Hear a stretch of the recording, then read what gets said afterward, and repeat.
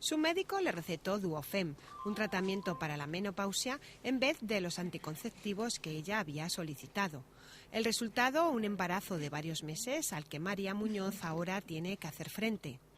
Pues sinceramente, como me fiaba de mi médico, yo en ningún momento se me pudo pasar por la cabeza que me había recetado pastillas que no eran. Esta joven de Cabezo de Torres, Murcia, tomaba la píldora desde hacía varios años.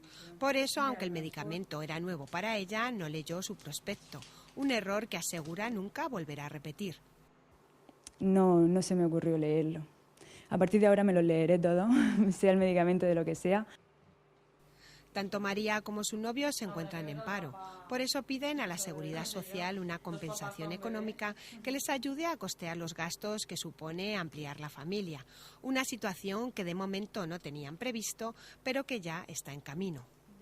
Me llamaron ayer, desde La Verdad.